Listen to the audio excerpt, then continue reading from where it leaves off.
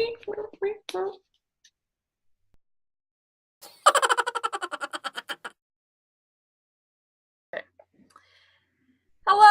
and welcome to On the Land podcast. We need a little like take 3. Yes. I'm Lady. I'm in Cambridge, Ontario, Canada. I'm coming to you from Collingwood, Ontario, Canada. And yeah, we're going to talk about all the yarny things for this week. Yeah. Just realized my light's off. I think your lighting's okay though. Yeah, it's not bad. It's kind of like gray but bright outside. Yeah, I was going to say it's like a white glow from outside. It's like I can see on camera it doesn't look that bad, but when I look like down towards the table, it feels like it could be brighter. Right, yeah, for you looking. It's neat, yeah, how lighting works for technology. Anyway, tell me what you're wearing. I am wearing my, I almost called it something totally different. I almost said keyed up. Not keyed up. I am wearing a scrunchy cowl that I finished. I think I was talking about I finished it last week, but it was still blocking.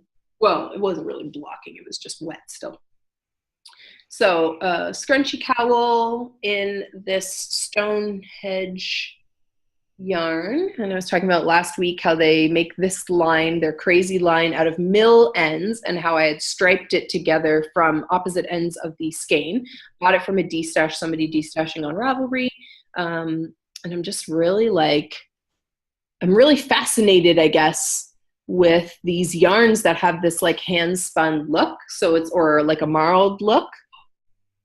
So you can see how, you know, this stripe, it's actually a very pale pink. It looks kind of white on camera, but pale pink and a brown spun together. And then this red stripe is like a brighter red and a darker red spun together, whereas up here it's more like a red and a dark pink.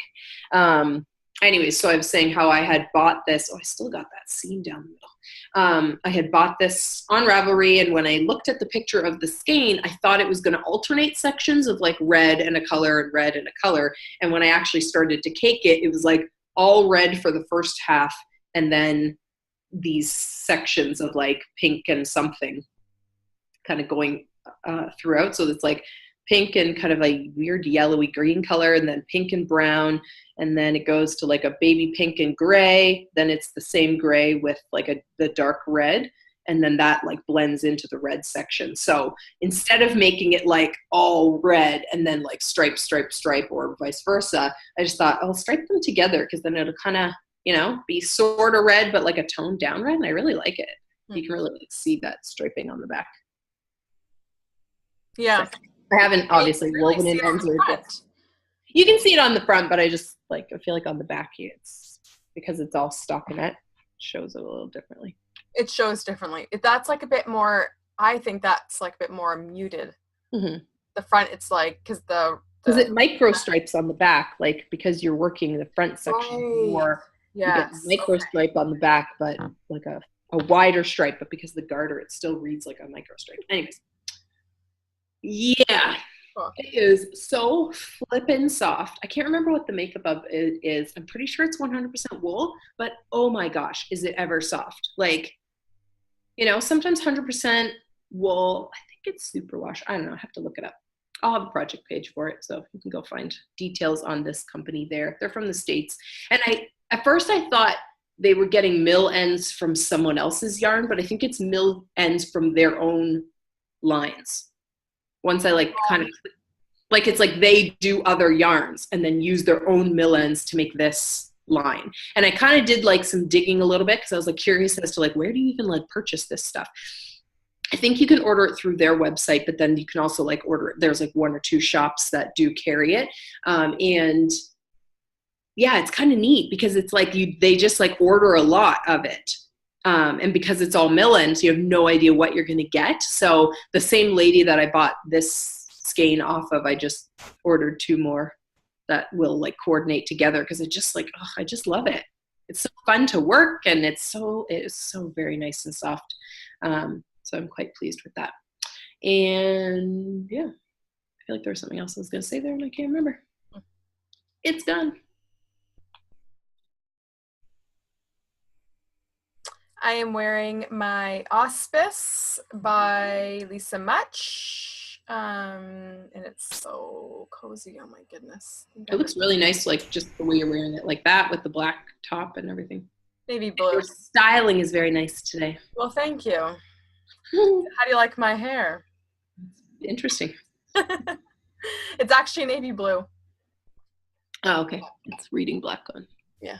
I can maybe see like on your one arm. Oh, okay, yeah. On the one arm, it's like when you set it, then I can kind of, okay, maybe I can see how it's got a little bit of a blue glow, but it looks black. It looks like a very Lisa Much outfit. Because yeah, it kind of does. Yeah, it does. Pictures, she's always wearing like a black top and then holding her shawl. And then my pants. And then the bright red sweatpants. Are those the ones I gave you? Yeah. Yeah. Super ridiculously old Lululemon red sweatpants. Yeah. Hold on, I need to get socks on too. My feet are chilly. Yeah. Anyway, so I've given you the other ones of those sweatpants that were like a teal color or something. Yeah, you did. I feel like I had two. For sure teal, but I think there was even another pair. Anyways, I think those got all stained and yuck because I think I got them and closely after a kid, so it was just like boob milk and poo stains all over them. You have to be nice to old Lulu because old Lulu lasts forever. New Lulu is not your friend. New Lulu is overpriced and does not last. Old Lulu is indestructible. Like seriously, I've had those pants since, oh gosh. I might have even had those pants since I lived in Burlington. Like I have had those pants for so long and actually did wear them for a long time. It's like post kids, they didn't fit quite so well because my hips just got too wide and stuff. But yeah. Tigger. I'm on the floor today. I just want to be able to move my body more comfortably, but yeah, this will be interesting. My knees in the bottom and Tigger. Yeah, I know. Oh yeah, and we have to give her flea treatment, and so she's a little bit greasy on her back, and I just put my hand right into it. Anyway, so this, yeah, the Lisa Much, the yarn is, this was for our sister Cal that, oh, it's still going. I was gonna say it just finished. There's 5 more days if you want to join quickly. This you could actually, it's a one skein project. Mine didn't even. It's entirely possible to knit in 5 days. I mean, depending on how much knitting time you have, but I would totally accept WIP submissions. So yeah, so with the OTL Sister Cal, and on the 30th is when, or yeah, the month ends with the 30th, right? Yes, the 30th. On the 30th, we'll officially end the Cal, and then right now there's only 2 other people, so everybody's getting something. Yeah. Anyways, on Tanis Fiber Arts, purple label, which is cashmere. There's one other skein I have of hers that's I think cashmere and silk in it, and I'm like, oh, I need to just put that on. What was it called? It's from her Boxing Day speckle update. I don't remember. I forgot you had gotten one of the MCS ones. Yeah, I can't remember. I can picture the colors. It's got what? Is it a DK weight one? That one? I think it's DK. Yeah. I can't remember. Don't remember what it's called, but it's like mostly light. It's like white-ish with blues and orangey-ish. Crystal? No, that crystal is pink. I don't remember. I'll have to cast it on soon, and then we'll talk about it more, and then we'll all know what it is. Anyways, that's what we're wearing. What are you whipping? Podcast whipping? I'm just working on my Borderlands shawl. Spin Cycle Borderlands with their limited edition kind of ones that they had. My Beguile pattern that is very nearly done, which is why I feel like I would like to just work on it. I got this much left to go.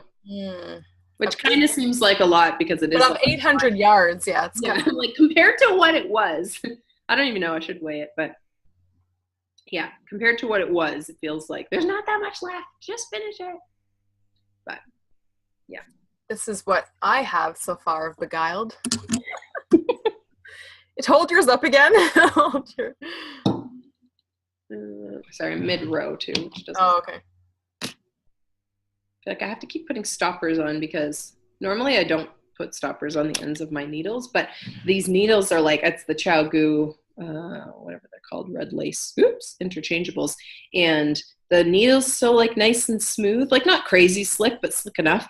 And then the yarn, like it's 100% BFL. It's nice and slick and smooth. And the stitches just like whoop right off if I am not careful. So, I find mine very grippy. I have found that some of them are grippier than others. Like I don't know how to describe it, but some of them it's like I can feel. Not my needle. No, not the needle. The yarn. Well, that yarn's a little bit different, I think. It's at 100% BFL though. Oh. I feel like when I used that other one, the Pussy Willow, it was a little bit different than this though. And I don't know if it's just spin or because the weight's different. Like I have no idea why it would be different, but I feel like I recall it being a little different. Whereas this is like pretty slick now. Anyways. Nailed it. Mine's so pretty. It's like partially I feel like I can see what you did, but I don't know. It almost looks like honeycomb cables, like honeycomb, what do you call it?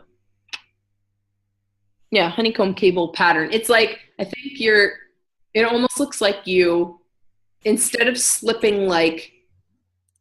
cabling this slip and this slip towards each other, it's like you went towards each other and then this one also went the same direction. Instead of going like one goes this way, one goes that way, then this way, then that way. You know what I mean? Yeah. It almost looks like you went like this way, and this way, this, like all in towards each other and then all back out or something. I don't know.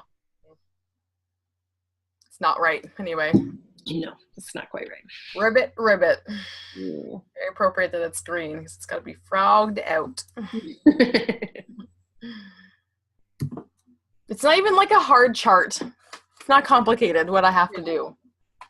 Well, that's the only thing that, like, I think I asked you, like, were you finding the chart tricky? Because the only thing I was thinking was maybe the symbols, if you're not used to them, if you've never read a chart for cables before, the first time I looked, like, every time I feel like I look at a chart for cables, I'm always like, like, what do you want me to do? Because the part where you actually have to, like, cable always looks...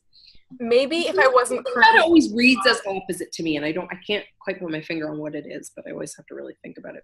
Perhaps if I wasn't currently working on Freebird Cocoon and having zero issues with that, then I could say, yeah, maybe it's the chart. Yeah.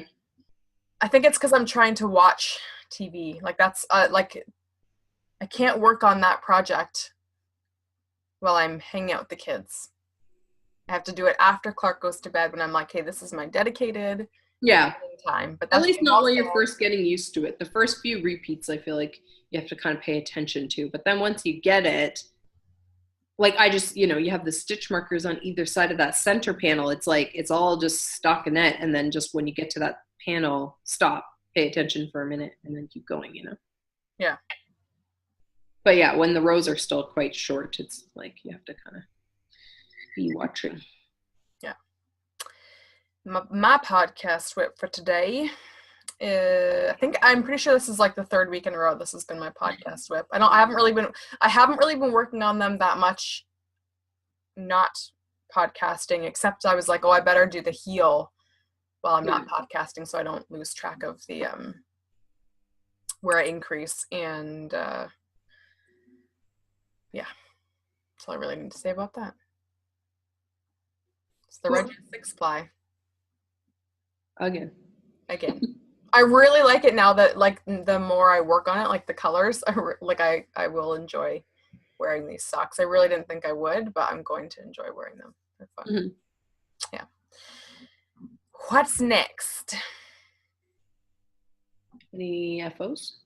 No, I don't have anything. I didn't bind up anything since the last podcast. I've just been bouncing around to different projects or not knitting at all because you've actually had some super awesome weather that we've just been wanting to spend outside. Any FOs? Oh, you got that was not your cowl that you're wearing. was FO'd last week. It was just on the knots.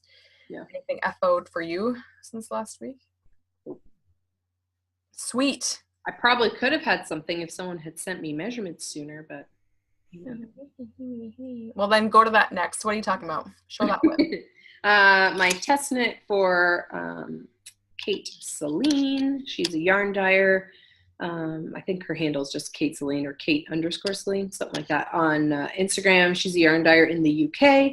She has this really cute wrist warmer pattern that I'm one of the testers for. So like obviously stranded color work, polka dots there. It's really cute. I really like it. I feel like it's really cute, but it's like I really particularly enjoy my color combination. Yeah, when I saw the picture, I was like, because I had seen hers before. Hers had red polka dots. I think she really likes those like that toadstool polka dot look. So the white dots, which I also think is really cute. It is cute, but I don't think I would do it. Yeah. So the main color there, is Paint Box Yarns. Right. Pick Your Palette socks. And they have a few different, there's like 4 different variations in that line. And I can always remember 3 out of 4. So I'm not even going to try. Just go on loveknitting.com and you can see it all. But this is the Pixel line in the newsprint colorway. So it's like a slightly greened gray background, like a very pale background, but you can tell it's like not just natural wool color. Like there's a little bit of like an overdye to it, with speckles of black, gray, and like a sprucey green in there. You can see like a little bit of green. And again, like normally I'm not like a super green person, so it just has like this greenish glow to it, but I really like it as like a weird neutral. And then the pink color is Beauty School Dropout by Lolo did it on her plush sock base, which I think it's a merino nylon, but I can't recall the exact layout. So it's just a little bit round or a little bit plumper than some soft yarns, like not so flossy. And yeah, oh my gosh, it's like just the perfect kind of magenta color, where it's like pink but with a little like a cool pink. Oh my gosh, I just love this combination. Did you already say what we used that for before? No, this was not really leftover because I had a full skein. It wasn't like a mini, but it was also used in the cast on and bind off of the scrunchy cowl that NalediS knit with Pretty Young Thing. That's what that should be called. Have you switched it to that? The cowl? The cowl. Yeah. I don't know. I don't know if you said it, because just when you said it just now, I was like, that's it. That's what we've been calling it. I've been calling it scrunchies and spandex. Well, I liked the name scrunchies and spandex, but it's just too long. It's very long, but I know the scrunchy cowl. Yeah. Is what you have to call it. Anyhow, yes, the wrist warmers are going to be. Yeah, so it's supposed to be a wrist warmer. If I was knitting it for myself, I would have not done this repeat that I'm halfway through, and I would have just added rib, because that would have been 2 pattern. But after looking at it for a while, I was like, oh my gosh, this would make the cutest little kid leg warmer. So I got NalediS to measure her daughter Ada's leg length. Pardon? Took me 5 days to get it done. Yeah, I waited 5 flipping days because I so could have had this done by now, because I literally just need to add 1 repeat, I think, and then the rib. Anyway, so I'm gonna make these as leg warmers for her, and then I really want to make exactly the same leg warmers for me, because I think this color combo is so cute. I don't know if I'll have enough yarn. I might have to get another skein of this or choose something different for the background color. But and you'd wear them as leg warmers or wrist warmers? No, leg warmers. Leg warmers. I just couldn't use this as leg warmers for me, because obviously my leg would not fit in there. Not tell Ada, and next time I see you, I'll somehow, this never works. I was I'll make sure she wears them, but every time I pick an outfit for her, she goes and gets her own. And if you show up wearing them, she would lose her mind. I don't know if they'll be done that fast. We'll see. But by the 19th, when I see you again. Yeah, I don't know. We'll see. Anyways, I just think they're so cute. Yes. And I'm knitting them with my 2mm Licca fixed circulars, but I started them with the flexi flips because I was determined to try them. Yes, right. I said I was going to try them when I went to my hair appointment, and that didn't happen. I got talking and really hardly knit at all. So so I started them with the flexi flips, and I would say that I don't hate the flexi flips. I need to practice with them more. Okay. I could see how, so these are 2mm, which I don't knit socks with like ever, but they changed my gauge. So it's like, if I would normally have knit this with like a 2.5, I feel like knitting them with these on 2 would have been okay. Like it didn't make it like so tight. Right. I'm holding things differently, so my gauge isn't as tight as it normally would be. It just wasn't right, especially once I got to the color work. And it was tricky with the rib because just the switching back and forth in addition to trying to get used to holding them. So I feel like I would try them again on like a plain vanilla sock, just to see how, like, if it was straight stockinette, how would I feel about it? Right. So yeah, it was like, it's just interesting to like kind of experiment with something different. So, and I know with double points, you usually have 4. Typically you'd have 4. Sometimes you have 5. 4 to 5. Yeah. Yeah. Okay. How many are you using with this? 3? You use 3 with this. So you kind of have, so it's almost like a bit of a hybrid between using double points and magic looping. So you have like one for your front half of stitches, one for the back half of stitches, and one to actually get onto that work with. Yeah. Yeah. Okay. And then one thing I do like find interesting and kind of, I don't know, I kind of like about them, but I have to get used to it, is that there's 2 different tips on the needles, and I don't know if it's really visible. I'm sure if you go on their website, you can see. So one is kind of sharp. I think the one on the left there is kind of sharp, and the one on the right is a little bit more dull. So if you like a duller needle, because your yarn splits or whatever, you can use the dull side because you just lead with that side as you knit. Okay. So on one single one, there's a dull side and a sharp side. Okay. Sharp side, dull side. So it was like a little bit hard for me to get used to because, like, obviously most double points are not like that. So I kept having to, like, if I put it down or something, pick it up and be like, which side do I want to knit with? But if you always, use the same side for every needle, then every needle is arranged in the right direction. So when it becomes naked, now you're holding the tip you want in your hand, if that makes sense. So, so you're knitting, like if you want to knit with the sharp side, you're knitting off the dull side on the other one. So when you end up with this naked needle in your hand, it should kind of keep flowing in the right direction-ish. Mm-hmm. Anyways, I just found that kind of fascinating. A little like extra, like just one extra thing that I probably would never have thought of if I was developing this magical new needle. Anyways, so I will try them again with something that's not color work. Yeah. So that I can see how I really feel about them. But so far, I don't hate them, which when I tried the 9-inch circulars, I instantly was like, no, this is terrible. Everyone should hate this. Boycott 9-inch circulars. Whereas I don't feel that way right now. So we'll see. And I retract my boycotting of 9-inch circulars. 9-inch circulars for sock size needles is kind of ridiculous unless you have oddly petite hands, which I'm sure there are lots of people with normal sized hands who like them. I'm not actually criticizing anybody's hand size. And just like for me, I was like, you have to have very flexible palms. I do have very flexible palms. I have very fatigued tendons, I think is the problem. My tendons and ligaments are too fatigued to learn this crunched up hand position. But the 9-inch circulars on like a sleeve size, like a 4mm, that was actually kind of fun. Like that was actually like sort of speedy. Anyways, so that's that. Now I'm tangled.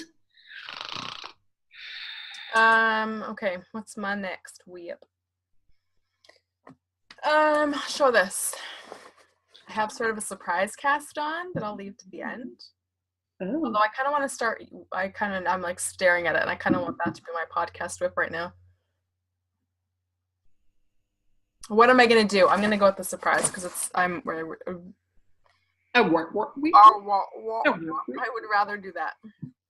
All right, so I'm putting this podcast away.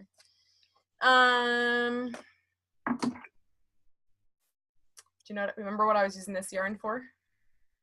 The plan was for it? No. I don't know. What is it? Is it Eco wool? This is the Cascade Eco. I feel like it was a sweater, but I don't recall what sweater.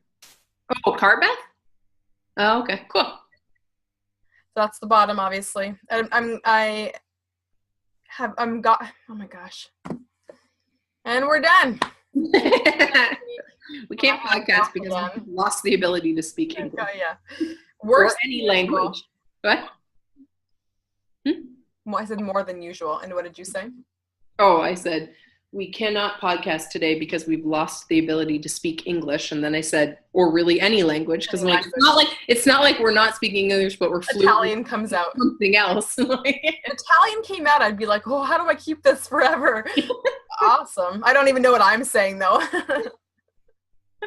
Have you heard of that when people have like their brain all of a sudden switches to like an accent or a language that they don't like otherwise never have spoken before? I find that I've heard of like Alzheimer's patients going back to their mother tongue or no, this is like a completely spontaneous and like inexplicable.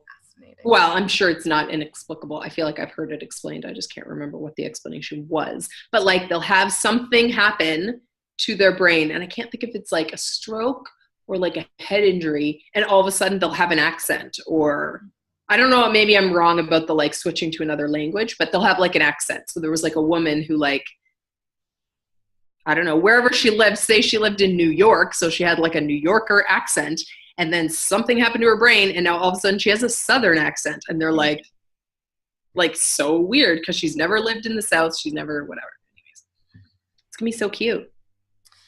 So that's my crotch. I was kind of thinking it, but I was like, don't say it out loud. Thanks for that. You know that I would though, of course. So it's supposed to be a cropped sweater, but I want it to be longer, and I've what? Yeah. Yeah, I've been perusing people's project pages, so I've seen a couple of people that have made them longer, and I really like them. Like I think just at the top of the waistband, or maybe just slightly longer, covering like maybe the belt loops of my jeans or something. Yeah. Because honestly, like I don't have the right. I've got a mommy tummy, so cropped almost never will work for me, and that's all right. I accept that. Yeah. Also, who wants a cold lower waist? Anyway, so I've gone through one ball of the Cascade Eco, and I've got the stoppers on, and then I'm going to work the sleeves and then see how much yarn is left to determine how long I can make the sweater. And I'm not going to do the rolled, I'll just insert a picture here of what, or probably already have inserted a picture of what the Carbeth sweater actually looks like. I'm not going to do the rolled top. Okay. I'm just going to make it, and I've seen someone else do it, sort of like a neckline like this. Just like a crew neck, kind of? Just a crew neck. There you go. There's a word for it. Are the sleeves supposed to be knit and then attached? Or are they supposed to be like, oh, okay, that works out well? So I think I haven't really totally read all the way, but I think it's like you knit to about here. I think you join it about the armpits, and then the rest is kind of worked together. I don't know. Oh, okay, yeah. Something like that. Maybe I shouldn't have said that. Yeah, I don't know. Because the only reason I was questioning it is because I can see that it's seamless, like that there's no seam there, but I wasn't sure. I guess, yeah, from the bottom up, that makes total sense. Yeah, no, that makes sense. Okay. Which is probably why you have those decreases, like the lines that come like up in the front. Yeah, that makes sense. Anyhow, the exciting part about this is, I don't know how it's going to be. Maybe I might need to fix something. What is going on? Ada, did she use the tail for a stitch? Last night, Ada knit this half a row. Nice. Right here. But I can see now that she used the tail for one of the, I didn't actually look at it last night. We were just watching a movie together, and she was like, I want to knit too. and she just went for it, and she obviously picked the tail up. Yeah. Okay. We've all done it. Yeah. I still do it sometimes. Actually, I did it last night too. It is a long tail. That's funny. You're on the same vibe as Ada, apparently. I was trying to do the shoulder shaping for one of my other whips, and I was like a couple stitches in because I had to like rejoin the yarn. A couple stitches in, and all of a sudden I was like, why am I running out? I'm like, there's such a big ball. I'm like, oh my goodness. It happens to the best of us. I cast this on because I really needed like an instant gratification kind of a knit, like something that you can see it like just flying off the needles, because I really have not knit very much time in the last 7 days, but like it's a lot of mileage, it looks like. Yeah. Just gonna stick this back in here. Anyways. Fun. Yeah. Okay, well, speaking of my project that I had knit with the tail. I'm sad to have to get rid of it because I was like, I don't even care if like the tension is wonky. I wanted to be like, look, in this whole sleeve, this little part's yours, Ada. Oh yeah, there was something else about this. I don't know if I loved the rolled up sleeve either. Oh, that's fun. So I made it, I was like debating, do I make the ribbing shorter and just leave it not rolled? But I was like, well, this way I can like, I'll roll it, because I often end up rolling up my sleeves to like wash dishes or whatever. But then if I want to, I can just pull it down and that's cute. And I got the suggestion how to do it, because otherwise my brain would not have done this on my own, from Sarah of Stitch and Sisters. She had talked about how they added in thumb holes and how they put pockets in sweaters and stuff like that. And it's just basically like the same concept as like, oh, I guess just don't say this. One of your designs. It's the same concept where you just like. You just stop knitting in the round and then you knit flat. Yeah, exactly. That's it. What you got? Did you knit that sweater? What sweater? I'm just kidding. The one you're wearing. Oh, no. This is store-bought. Yeah. Joe Fresh, baby. Oh, great. Oh, nice. So I have a front and a back, and the pattern has now been released. She decided to release it early because I think a couple other people were already finised. Okay. Yeah, when I saw the picture, I thought, oh, you were late then. When was it due? No, end of the month. Okay. I still have time. Are you gonna make it though? We'll see. Once you launch onto Sleeve Island. I'm hoping that I will make it. Well, I don't think the sleeves will take that long. I just really love this. It's like impossible for me to show you, I think. Yeah, long at the back, but cropped, like more, not cropped, but reasonably shorter at the front. Yeah, it's great. My bottom. Anyways, oh my gosh, it's gonna be so warm. Yeah. And nice. Yeah, I think I'll make it. I was saying to NalediS earlier how I messed up my back a bit on the weekend, and my knitting is so much slower right now, especially on this, because it's like when I was trying to finish up the front panel. I just finished the shoulders last night.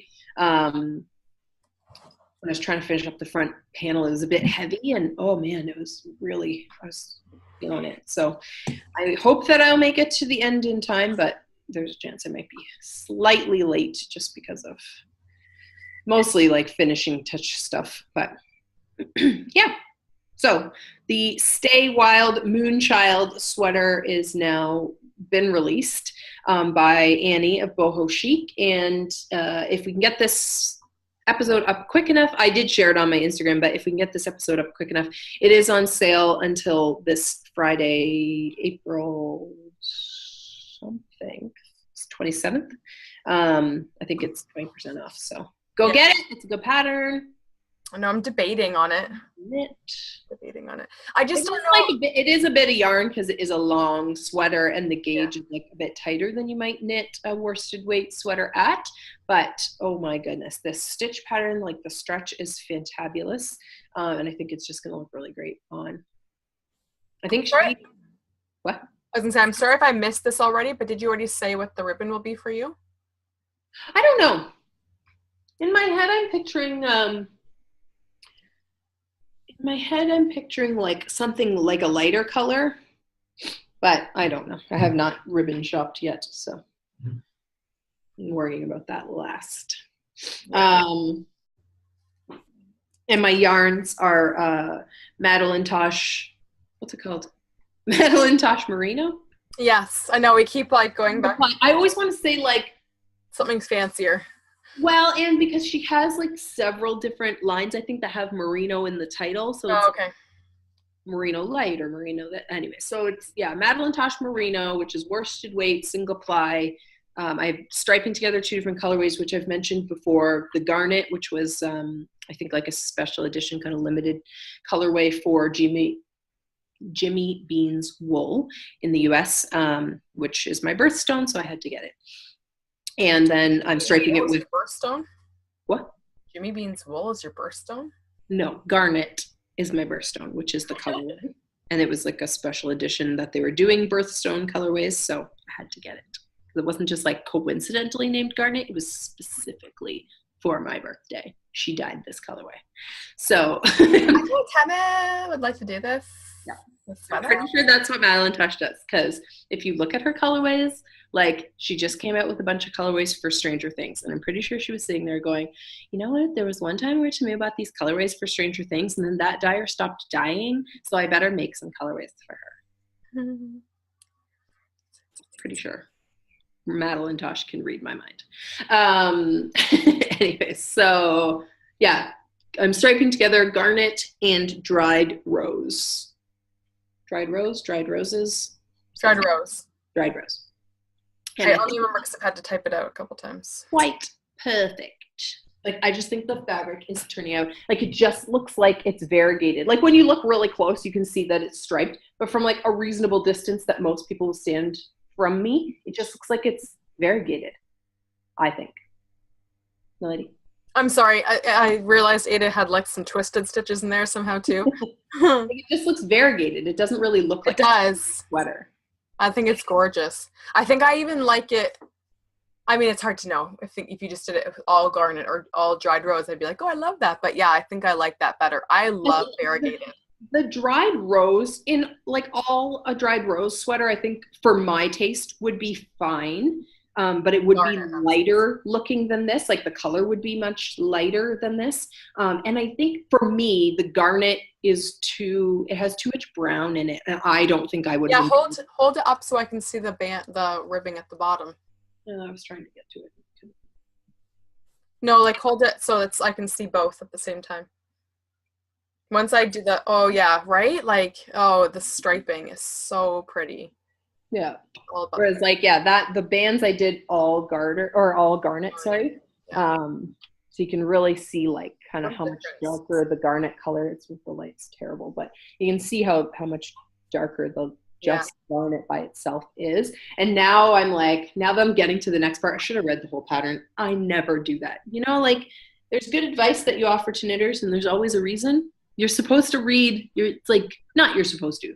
It's a good idea to read the whole pattern before you dive in so that you know what's coming and you can plan your project accordingly. I never do that. Like 99% of the time, I do not read the whole pattern. I just like cast on this, let it go. When they say that, like read every stitch, like read every row, or just read like the heading or like the description, like what you're going to be. If they some pattern depends what it is, but at least if you can like say scan it thoroughly enough to get a good idea of where the pattern is going to take you, then you can plan your project accordingly. So like this example, because of the construction of this particular sweater, like I started with all garnet for the band because I just wanted to cast on and I hadn't gotten the dried rose colorway yet. And then when I finally did get it, I was like, oh, I don't want to rip this back out. So I'm just going to keep going and I'll just have like a contrast band. But now I'm realizing the flaw in that plan because I have to pick up all the way around the front and back to get that like the band for where the ribbon's going to go through on the sides. It actually carries all the way up. Like if you look at her pictures, it carries up onto the shoulder. So now I'm like, right, do I stripe that or do I do it all one color? Yeah. Because whatever I do, it's going to be butted up against the rib at the bottom. So I'm like, I screwed myself. Yeah. I think I don't know. I think you're gonna have to stripe it because I don't think I would love. And I was gonna say, I think I'm gonna have to do all one color. Because I've seen sweaters like that where it has like a contrast kind of like line going over the shoulder. I'm just not sure. And then whatever solid color I do, like what do I pick? Because if I do it all garter, or if I do it all garnet, I might not have enough garnet to do the whole sleeves. And I don't think it would look funny to switch to doing the dried rose because it's, yeah. Right? Reasons why you read the whole pattern so that you can project plan. If you had read the whole thing, would you have striped? Like, yeah, I would have frogged that and just striped the whole thing because then it would have been just easier. What's in your mouth? So I was like right at the front. I was like, what is that? It's because it's like it's lost its flavor. So then I always do it. It's like it's lost its flavor, and I don't know where I'm gonna spit it out because I don't want to get up. And so I'm like playing with it to keep it like away from my tongue because it just. Remember when we were kids, you just be like, I don't want this anymore. Nope. No. Or if you're outside, you just yeah. Oh, hi, can I spit? I wouldn't do that now. Wouldn't show my kids to do that now. Do you have any other whips? Yes, of course I do. Well, get to it. Okay, we'll get to it. Keep trying. Oh yeah. That's really the key is practice. Yes. I should have been an actor and you know I get to like Je m'appelle Claude. Je m'appelle Blue. Yes. Okay, my next whip is in this work shelter bag. Which I can't remember what to say about it exactly, but it's like I think it's in India.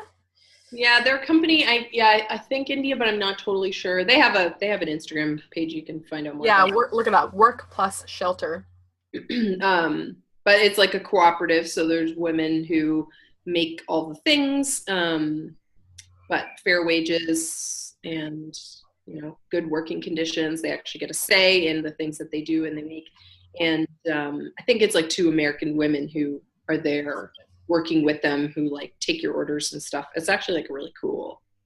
I feel like it's really cool because of all the options of things that you can order from them already made, or like they'll make them for you, or you can like custom order stuff as well. So I never even noticed this before. I noticed before it says made by Geeta, and then Geeta hand wrote that it says like you can write the material, your hours spent, and the SKU number. Pardon me, hours spent 44 minutes. Yeah. She actually like says like how long it took her. This would take me 2 weeks. Oh yeah. Know this because I would be like stitch ripping and stuff like that. That would take me like a month, and then it would mostly be because I'd be stitch ripping and trying to reevaluate because I always think, oh, I can do that easily, or I can do that better, and then I always end up messing it up, and then it would never actually be finished. Like it would never end up looking like that. It would just end up being like discarded in a mess. I'm trying to show my little alpaca friend as well. Twill and print. But they're just like the little so cute detail on the front of it. There you go. It's a bit better. Cute guy. Yeah, my little emu. Tamu has the sheep buddy of his. I don't think that's an emu, honey. Alpaca? What? Emu's a bird. What am I saying? Why would I say we were talking this week about like birds that don't fly, so maybe that's why that was in my head. But why I would look at that and call it an emu? I don't know. Cute little emu is like. No, it's not. No, it's not. Not even close. Okay. Anyhow, inside of that bag is my newest Adventures on the Wrong Side that I'm working on. Oh, there you go. Nice cable. What size needles are you using? 4mm, I think. 4mm. Why am I using 4mm though? I looked at the pattern. I think because it doesn't matter. It's because it actually looks like a tighter gauge to me. Something about when you're holding it, it looked really stiff or something. I was like, I was thinking you were using smaller, but I think I used 3.75, so it's not like a huge jump. Yeah, your Big Kahuna version with your fingering weight, you had used 4mm, so that's why I did. Yeah. For a second there, I was like, oh shoot, maybe I didn't actually. No, I was thinking you would use smaller, not like too large. So Yeah. Anyway, why do you not like the gauge? no, I just like something about the way you were holding it. It looked like it was like not. Oh, that's the cable. Like it was too stiff or something. Yeah, maybe the cable is behaving strangely, but no, it will be very drapey. Okay. Yeah, it's cute. Very cute. It's crazy. I sort of wish now that had I known like exactly what they would all look like, I have no idea how these colors are going to look. I know it's always distorted on when I'm filming and I can't do anything about it, but sometimes it shows up better on the playback. Yeah. So I wish that this had been the first color, the second one that's like very it's sort of like friends with Lolo Did It's big sister from the Scrunchies and spandex colorway. No, that was the yours. One is called Scrunchies and Spandex. Mine was Pretty Young Thing. Yeah. Yeah. So what are you saying? It's looks similar to Pretty Young Thing. Oh, okay. Yeah, that's what I was trying to go. On the camera, it looks lighter. Like it looks more like mine. It's lighter, but yours didn't have as much range of colors, did it? Yours yeah. It's like basically all the same colors as Pretty Young Thing, just like more pastel-y. Oh, whatever. It's the middle sister then of those two yarns, basically.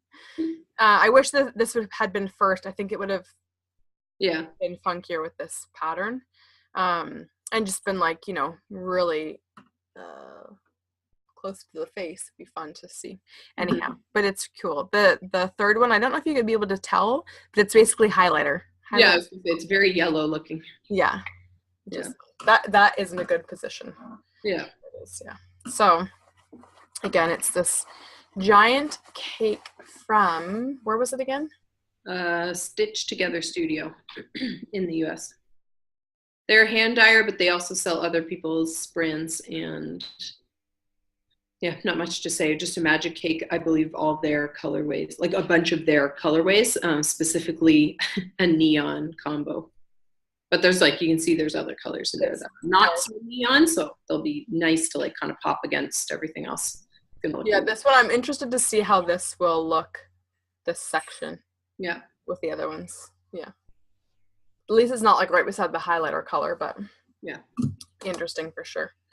No matter what, the whole thing's going to be flipping awesome. If you have a seizure disorder, don't look at this shawl because it will. Glasses on. Yeah. The thing is, like, it'll be so perfect when it's like super bright and sunny out, and then the whole thing's just going to be glowing. Yeah. All right. Do you have any other whips? Glowing. Oh, yeah. Only things that I'm actually working on I'll show, because there's always other things that are alive, but they're barely living. I was working more on this. I haven't made a ton of progress, but just to show that it's sort of been resurrected now that I've done thinking about it endlessly. I don't know what it will be called, but it is a pattern that I'm working on. So I started with this diamond that'll be across your back in this direction, and then I started crocheting along the side here, so that's going to come forward over the chest. And I specifically wanted to highlight this because so the yarn that I'm using is Free of Fibers. I think it's like they're all the shawl balls, which are like a single ply merino. These are fingering weight. This is the Thistle colorway, which is one of their neon ones. And the back panel part was done, obviously, in like a self-striping kind of one that's called Xenon. So are they both free of fibers? Yeah, it's all Free Fibers. But I specifically wanted to highlight that. So as I started to do this, I realized there's a chance that this is not going to make it for both sides for it to actually fit how I want it to fit. Because I don't want it to like be pulling the back up towards the front. I want the front to like hang down nicely and the back to be nice and relaxed against your back. So I realized like, oh, you know, I'll just do myself a favor. I better order another skein of this, because this one I had ordered from their Etsy shop quite a while ago, and their Etsy shop they use just to sell off like kind of fit or mistaken skeins, so you can see, hopefully kind of see how it's really purple and pink. Yeah, like the color broke. And so it occurred to me that I'm like, if I crochet the whole front on one side with that color, then I order another one and it comes and it's straight purple, which is what I'm kind of expecting, that it's going to be more purple, not so pink. I'm going to end up having like the two sides are going to look so different. And because they're like side by side like that, it's going to look ridiculous. So I was like, oh, I better just order another one, put this on hold until that comes, and then stripe them together. And then I realized, so I had also started this back diamond in a different colorway, that vintage colorway. Before I made Stitch with Grit, I thought I was going to use the vintage colorway, again, by Freya Fibers, to do that pattern. So I have most of that, not quite most, maybe about half of that back diamond in the vintage colorway. So I ordered also a color to use for the front of that one. So we'll have like this insanely bright version and then a more like toned down version that has like more of a contrast between, sorry, I have the hair on the end of my tongue, it's so distracting. More of a contrast between the front and the back. So for the front of that one, I ordered the elephant colorway. Online, it looks like kind of that warm taupey gray color. So I think with the vintage on the back, it's gonna look really nice. Anyways, so so I like debated because I was like, be good, don't order yarn, but I'm like, I'm not gonna be able to finish this pattern if I don't order yarn. So I was like, better just order the yarn. So I was like, okay, finally made the decision. It was like midnight. Place this order, and then the next day or another day later, get an email from Freya Fibers because I had posted a picture of what I was looking at on Instagram and tagged her. Posted a picture of what you were looking at or working on? I posted a picture of this. Okay. On my Instagram and tagged Freya Fibers, like to say that that's whose yarn it was. So she sent me an email replying to my order saying, if you're getting this yarn to go with that thing that you posted, you ordered the wrong yarn.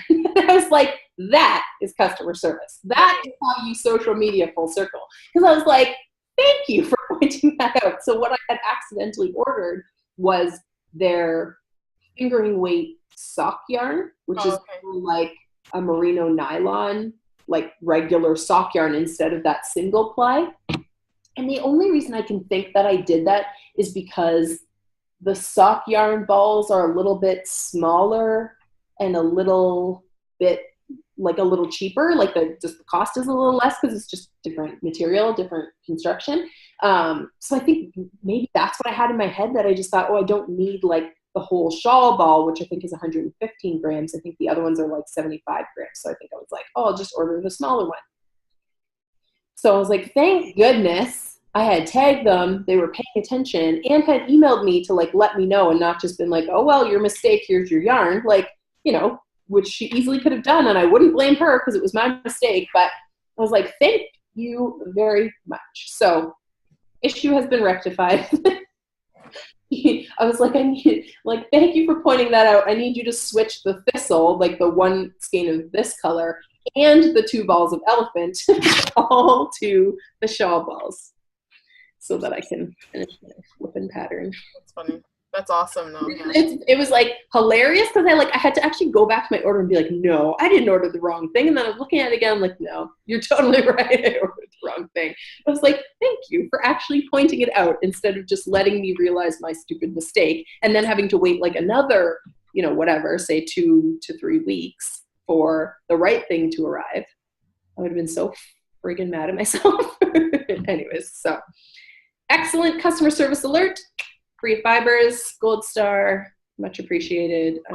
I'm extra excited now to finish this pattern because yes, I think when I posted too, she pointed out how the thistle colorway, the neons glow in black light. Okay. This color and then this stripe will glow in black light. And I was saying, I think I had mentioned this to you before, said something to you before, we have been talking about some other colorway maybe that glows in black light. And I was like, gotta find an excuse to wear a sweater to like a nightclub. And I was like, because the whole front will be thistle, you'll be able to see me from space. I was also thinking when you went roller skating with Nadine, did they No, because it was in like a.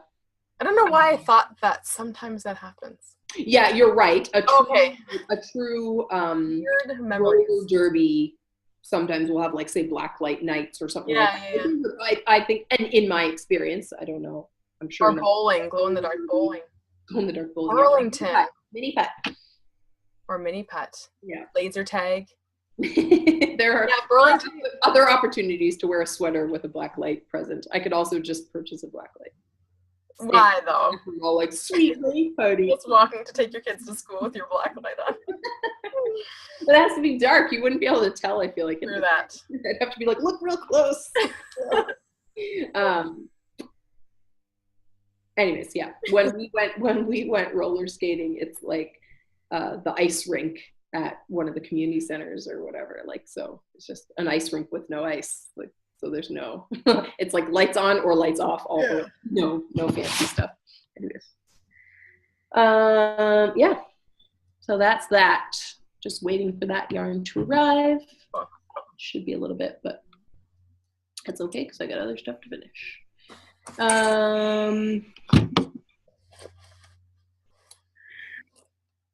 In this bag, and for my next trick, guarded by my little man, is, I haven't done a whole lot on it. This is an easy Netflix and Knitflix night project. Although I feel like I'm slogging it a little bit now, but I really, so this is like 4 repeats on the right side that I've done, 4 repeats of the chart. And I like that this side just, I don't know if it's because how you pick up on this side, everything is very open as opposed to like the back, everything's really tight and crunched up. It's the same ball that I'm still working on, the first ball. Okay. Anyways, it's very open. I just love how it looks. It's really pretty. This is the Freebird Cocoon by Annie Lupton of Boho Chic Fiber Company. And again, the yarn is Touch of Alpaca, 90% acrylic. Lion brand, right? Lion brand. Yeah, sorry, Lion brand, Touch of Alpaca. These people are just trying to Google Touch of Alpaca. You probably end up with weird. Touch my alpaca. Yeah, no. Anyway, yeah. Not a whole lot, but at least I've done some on it. Not as instant gratification-y as the Carbeth. Yeah. I feel like for me, that one, it was like different stages of the panels went at different speeds, even though it's the exact same, like there's no shaping to it. It's a rectangle. I still feel like it was like the first few repeats went so slow because I was trying to learn the pattern. Then it like started to go faster because I was like, oh, now I know the pattern. I don't really have to look at the pattern as often. So I would just kind of like, bloop, bloop, bloop, bloop, bloop. Then I got to like the last few and I was like, oh my God, it'll never end. And then it was like the very last one. And all I could think about is, I'm only halfway done. I have to go pick up the whole other side. Oh gosh, I know. Because it's like, it feels like kind of a big piece. And then you're like, and that's only half. Now I have to go and do the exact same thing on the other side. But then when that one was done, what I thought was going to be the most painful, because I think you have to do an I-cord edge around the whole thing, right? Which I thought was going to be like... I don't think it will be bad for me. It was kind of like, what do you call it? Abalone. Like putting the edging on the abalone, also thought was going to be really terrible because I'm like, it's kind of a lot of stitches. And it was like, not that bad. Like, I was like, oh, okay. Like, and it's like, you don't have to stop and look at the pattern. Like, it just kind of like goes, you know? Yeah. So it's like, and it's like, I feel like it's satisfying doing an I-cord edge because you can really like see that progress as you go. Like you can look back and go like, oh, that much is already like done. I don't have to come back around and do anything else to close it off. Like, you know? Oh yeah, because abalone finishes with an I-cord edge, right? Yeah, so same thing. Maybe doing the actual like the garter part was like whatever, but doing the actual like I-cord to finish it off, I was like, oh, I love an I-cord, like a bind off, an I-cord bind off, or an I-cord edge. Now that I feel like I'm more speedy with my knitting too.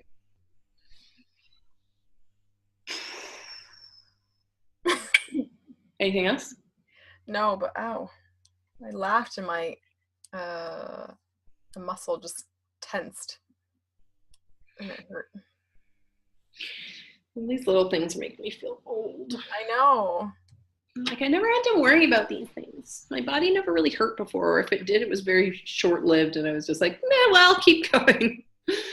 I was going to show you this. Nice. So talking, I think we mentioned before, these are another iteration of my flamingo leg warmers. So my first ones had been knit out of a sock yarn and this mohair lace weight held together. And then this one, I think it's a sport weight. This. That's sport weight? Yeah, I'm pretty sure. Orgo di Pazzi, terrible pronunciation. Amore cashmere. Yeah, I'm pretty sure it's a sport weight, if I remember correctly. I mean, really, sometimes the difference between a sport weight and a fingering is not. Yeah, I just thought it was more of like a substantial fingering. That's what it felt like. Mind you, I don't really know. Yeah, it's definitely like a little bit heavier than even a plump fingering. But, I mean, it does the job for this. Yeah. I mean, it's definitely, like, you feel, too, that it's thicker than the other ones that I made and a little bit more, has a bit more structure to it, but not in a bad way. Like, it'll be nice and warm. And then held double with, again, the legless flamingo by Stranded Dye Works. But we ran out, NalediS ran out of the legless flamingo. So we were like, okay, this one has like one more repeat. And then I think, yeah, one or two more repeats of the actual pattern. One more repeat and then the ribbing. And then the ribbing. So we're like, okay, what are we going to do? Because I don't really want to order a whole nother skein just to do that small amount. So I was at Galt House of Yarns and found this, which I would say, I mean, it's blowing out on the camera, but it fairly well matches like the darkest color in the legless flamingo. Again, camera's blowing it out, so it's really. So I would say on the legless flamingo, the darkest spots are a little bit more orange than this is. This is a little bit more pink. Yeah. So what I'm going to do is take off this rib, use that legless flamingo to finish this one, and then do both the top ribbings with this is Debbie Bliss Angel in the coral colorway, I think. Yeah, coral. So it's quite nice. Quite nice and soft. And it will be a passable substitute for legless flamingo. Yeah. So any yarn acquisitions? Other than that what you just showed? Always. Yeah. One thing I want to show you quick fast before I do that is I was getting ready this morning and remembered, oh yeah, I forgot to bring this on. I said I was going to show it. So this is, oh gosh, I forgot to look up, what's it called? It's pretty, whatever it is. When were you talking about it? A couple of episodes ago, and I said, I'll try to wear that next week. And then I don't know what I ended up wearing, but it wasn't this. It is the something triangle. Insert some elevator music in here right now. Oh, Chain Reactions Shawlette by Nikki Hirsch. And this is the Tunisian? No, just regular crochet. That's a Tunisian chick, isn't it? Yeah, Nikki Hirsch does a lot of Tunisian crochet patterns. And this is, the yarn is hot knit, like, I don't know how she actually pronounces it. Hot, but spelled like Haute, hot knit yarns. She's from the US. It was like an oopsie skein, so I think it was supposed to just be like a variegated with like the natural and a very pale gray. It's really hard to pick it up on camera, but somewhere in the skein there was like one or two black dots that just barely blip here and there in the actual work. So kind of see one there that's like a little darker. Yeah.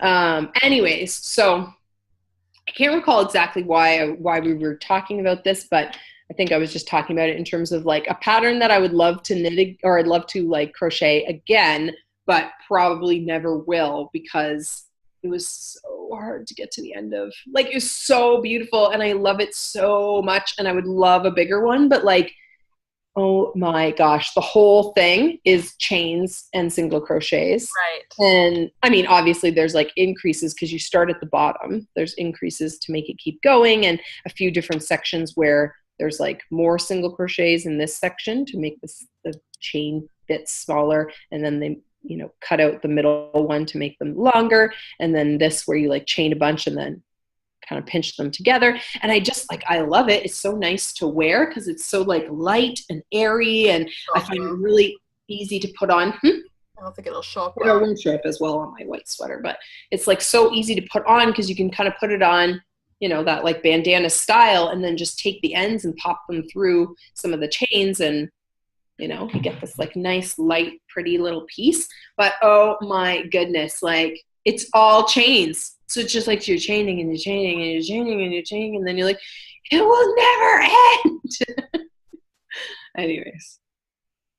So if you want a really simple, and I wouldn't even call it mindless, and I think that was one thing too, is I maybe underestimated how much I was actually going to have to pay attention to it, because, you know, at each section you need to chain the right number so that you can single crochet and have it line up without them like being too long and bulging or whatever. And you really have to pay attention to following the pattern so that your stitch counts are correct. Mm-hmm. Because I totally messed it up at some point, and my stitch count, I like kind of refused to count my stitches because I'm like, I don't even want to go there. But the increases weren't working out properly because, you know, you're kind of doing like partial repeats on the sides to get that increase going. My increases weren't working out, so I completely, like, by the end of the pattern, like I was just kind of like fudging it, like increasing the right number, but not exactly as written in the pattern, and then just making sure that all the lines lined up, because I'm like, nobody's really looking at that edge. You just, as long as all the lines line up the whole way, that's all that matters. Anyways, one of those kind of ones. Mail from last week. End of last week, I think. Oh. Turn around, show me the label. Oh, Republic of Wool. I was trying to guess the logo without seeing the name. That's pretty. That's really neat. Again, mentioned this before, how like yarn names are important to me. Do you guys have the Sneetches book? Oh, yes, we do. I was like, yeah, Sneetch. I was like, is that from Harry Potter? No, that's called the Snitch. Snitch. Yeah. I don't know if that was her inspiration for this, but I don't care because that's what I think of. And even though yellow is like not really my color, I feel like this is a yellow I can get behind because it's like sunny in the really concentrated spots, but then as it kind of bleeds out, it's like more highlightery. And I feel like it's like spread out enough that with the speckles of like these like magentas and purples and like a teensy bit of red and a teensy bit of green, that like, oh my gosh, I want to dive into this. I want to live in this skein of yarn. That for me would be a crazy sleeve sweater. I already have like 1 to 2 crazy sleeve sweaters planned, so I can't have all the crazy sleeve sweaters. Okay, I'll take one then. What was your idea for it? I don't know. I think I told you I have an idea for how I want to adapt this pattern into something else. Oh, right. Oh, yeah. This would be really cute for it, but I don't know if one skein is going to be enough. Yeah. And I don't really want to stripe it together with something else because I don't want to take anything away from this. So I don't know. I'm going to have to, once I do my mock-up of it, then I have to decide if it's like if I reach out to Michelle and ask her if I can possibly get another one, if she's dyeing it again, if she can like make sure I get another one. Because that's the thing, is like some things like this color, I was shocked that this and this were even available on the day that I popped into her shop, because I don't think I made it in like say right for the shop update, but there's been other times where like this one I've been trying to get for a while. Okay. 100 Acre Wood, yes. So I was deep in the 100 Acre Wood where Christopher Robin plays. Anyways, I was like, I have to have it. I have to have it. And it's not even like colors that I would fully normally go with for. This one I think I will be striping together with something else. I can't wait to see that in person. But yeah, it's like these like dusty powdery blues, and then this like kind of acidic mossy green, and then the speckles again of like this like rusty orange and some darker blue. And so you can picture like the inside cover of like the vintage. Oh my, it's like exactly vintage Winnie the Pooh book without being like the red and that like orange yellow of Winnie the Pooh, which is like, yeah, again, like color names and colorways that like make sense to my eye, like are just, I can't, I'm weak. Like, you know, like it's just when I look at this, I'm like, I can think back to like playing that album and, you know, like all those fun things. So it's like, I need this. I require this in my life. So this one I have another colorway also by Michelle called Happy Camper. That's like, I feel like I haven't actually put them side by side, but I feel like it could work together. It's darker kind of than this, but I feel like it could work together, and I might use it for a fingering weight of this. Oh, okay. Of my new plan for this, if the plan works out. Okay. So we'll see. We'll see what happens with that. Stay tuned. But I'm like, oh my gosh, I'm just so excited that I got these. There aren't enough hours in the day to knit all of the yarn that I'm excited about. Like there's a lot of yarn in my stash that I'm like, oh, I'm really excited about that still. Oh, I really can't wait to knit with that still. There's just not enough hours in the day. I need more arms.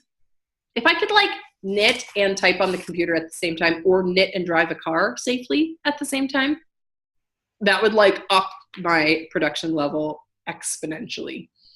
I've been thinking about that a lot. Like anytime I'm on like a longer drive, then I'm like, if I could just find a way to like safely hold the steering wheel and knit something I don't actually have to knit, like look at. Kind of the same as having a conversation or trying to like throw stuff in the back to your kids. That's right? The same level as I'm way more distracted when my kids are like, I dropped my snack. And I'm like trying to like keep my foot on the brake at a red light and like literally half my body's in the back seat. Like that's worse than if I like, you know, even if I could crochet, so you could like hold the steering wheel and your project with one hand and then like, no, I don't know. Nope. Or I got to figure out like, you know, people who can knit like one knitting needle between their legs or like under their armpit. I can't remember what it's called. There's a term for it. So you knit like with straight needles and you tuck one needle either under your arm. Portuguese is where you have like a hook or a necklace or you put it around your neck. So you're tensioning off of the yarn hanging kind of from something or being attached to something. Oh, okay. This is, I can't remember what it's called, parking or something like that. So you like park one needle like under your arm or between your legs or however some people put it, like under their thigh sticking out to the side. So it's not like you don't use your left hand, but I'm like, maybe I could figure out a way to like park it. And then all I'd have to do is like this. So I could still like drive the car. I feel like the likelihood that I would have to like stop fast and end up stabbing myself in the eye or something is like a little too high. It could be detrimental mostly to my own health. Anyways, it's like, I don't like the idea of the self-driving cars other than for the fact that I could knit and go wherever I want. They freak me out. If you've watched iRobot, you should be afraid of self-driving cars. That's my warning to all you Tesla people out there. I'm sure they have good intentions now. Computers will take over. Anyways, I think that's it. Fastest episode ever. Is it really that fast? What time is it? 10 it's not even noon yet. Oh, mackerel! We didn't really even get started until like... What? I said, holy mackerel, I better go get some more stuff. Don't do it. Yeah, you go, and then I'll be like, okay, you're done. Come back and your screen will be blank. You were saying for that giveaway prizes are in the mail? Yes, everyone from the 100 subscriber giveaway prizes are en route, and I keep meaning to email everybody, and I keep forgetting that, but I will do that notify you directly. And there's something else. Sister Cal one will end at the end of the month, so cast on an auspice quick fast if you want to be in on that. And and we were going to what? And do it in cashmere. Yeah, do it in cashmere. Okay. Do everything in cashmere. Just make a cashmere only wardrobe. Yeah. The only thing is you also will need to own a gleaner because everything you own will be very pilly in a short period of time. We were going to share what patterns we might work for the next Sister Cow. Mine remains sleeveless in Vancouver. I'm envisioning it. Yeah. I am making something. Anyway, sleeveless Vancouver by Jenny F of Sweater Freak Knits. Insert picture here. Over my face that I just made. Your face because I'm trying to look at my pattern. Well, you'll get to see, well, I was gonna say you might get to see it on the playback. You never know.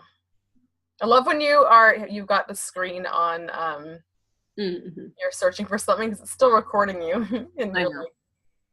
It's like there's nothing I can do besides like covering up my camera so that I can look at Ravelry. I find sometimes searching on Ravelry, the font's getting smaller. It's not that my eyes are getting older and that I might be edging towards needing glasses. It's that the font got smaller on me, so I can't read it as well, especially if I'm trying to go quick. Anyways, so I believe breaks during your day. Yeah. You need to take more eye breaks during your day. I do try to take eye breaks, but I feel like, I mean, both of our parents wear glasses. Yeah. So genetically speaking, we're probably screwed. And nope, not me. Nuh-uh. Yeah, I know, because I got the SH end of the stick of all of our genetic everything. So I'm going to be bald with glasses. And you're going to be all, oh, look how cute. Bald, glasses, digestive issues. Allergies. I got Nana's teeth, though, thank goodness. I'll have all my own teeth with no cavities ever to the day I take my last breath. Yeah. Joys of being firstborn. Like, here's all the garbage we don't need. Like, then the next one will make good. We'll make solid. What did you say? Oh, yeah. That's the joys of being the firstborn. I think I got all the genetic waste product. And then it's like, sometimes you got to do something twice to get it right. So it's like the first one you get a little wrong. And then the next one's like, I'm totally kidding. I'm not. People are going to be like, oh, you're perfect the way you are. I'm just saying. Genetically speaking, I got the allergies, the food allergies, like every issue that either of our parents have, pretty much, that would be like not self-inflicted or otherwise. They were focused on giving you the brains and a good singing voice. That's nice. No one's going to want to hear me sing when I got thick glasses and a bald head. And no teeth. You were made for radio.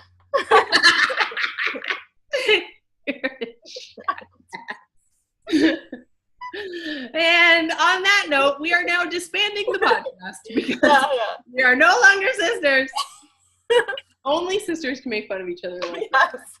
Anyone else said that to me. Like, there's a couple things that NalediS has made fun of me on over the years that I was like, laughed really hard, and then my husband, or now husband, tried to add to the joke, and I was like, no. Like, this are not allowed. And he's like, look, we're laughing. It's like, no.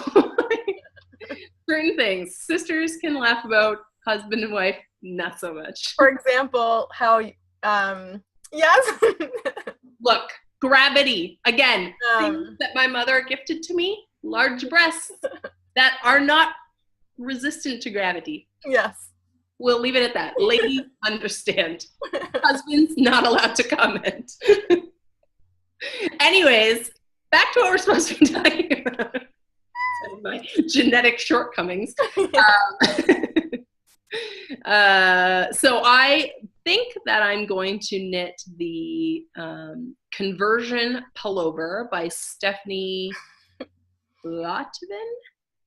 She's Telly Bean Knits on Instagram. Oh, yeah, right. So she also is the designer of the sock arms pattern, which I have strongly cued in my brain for some point down the future. But so what I'm going to do is another Make 9 swap. So I was going to knit this Henley pattern, so like a pullover with a little bit of like a, you know, split in the top.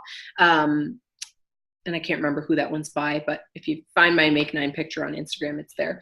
So I was going to knit that, but I think what I'm going to do is same thing I did with my Garçonne cardigan, is just take the yarn from one and swap it and use it for this. So I'm going to use, what's her name?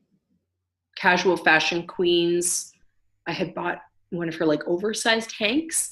And I think the colorway is Love Below or Love Galore. So it's like a pink, like super speckly, variegated, crazy skein. So I think I'm going to use that to make this. So it's a pullover sweater. If you don't go to Ravelry to actually look it up, we'll maybe try to put a picture in as well. But it's part of her Urban Ballerina collection, which speaks to me because when I was little, I really wanted to be a ballerina. Did you? Yeah. Oh. Have you never heard the story about kindergarten? How I told people that I did ballet, even though I didn't?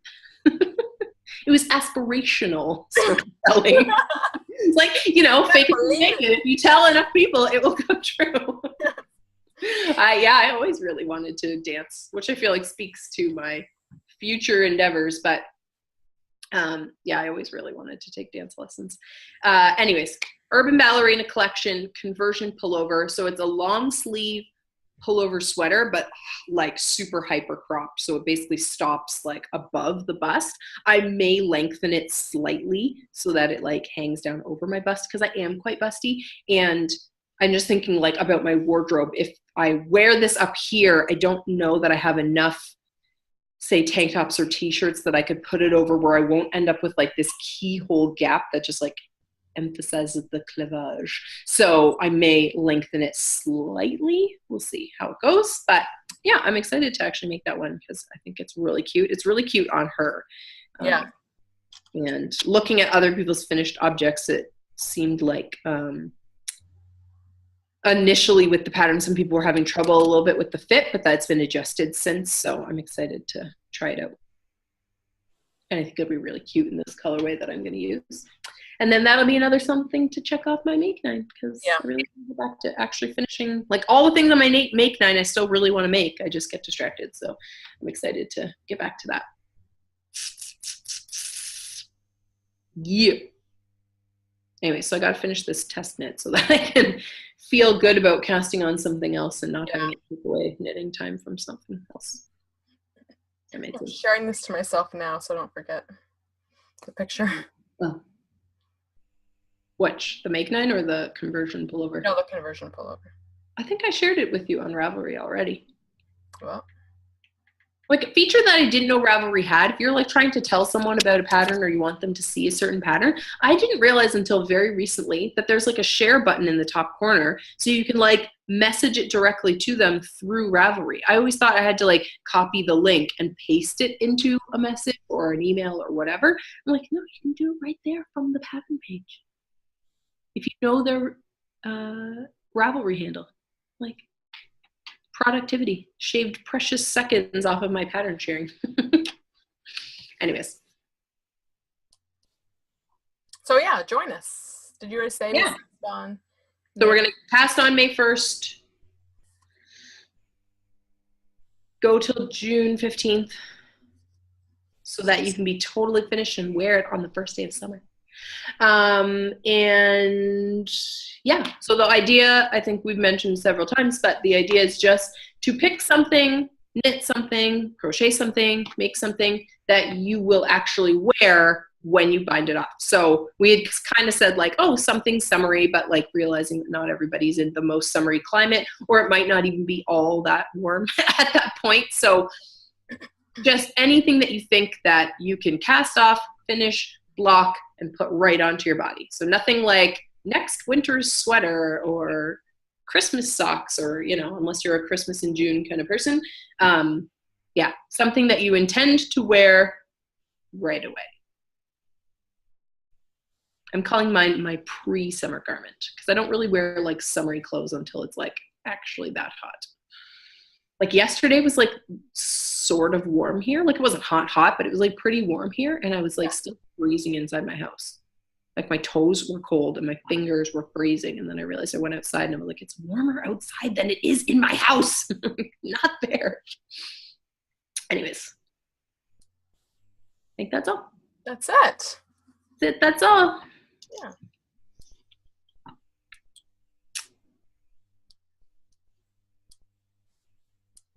Yeah. See you later. Yeah. We'll just sit here in silence for a few moments. Well. All right. Yeah. Tune in next week. And thanks for checking us out. And like and subscribe and all that good stuff. And find us on Instagram. All the information is below. And look up the other amazing makers that we've mentioned because they're great. And we'll see you next time. Yarn on, people. Yarn on. Bye. Bye.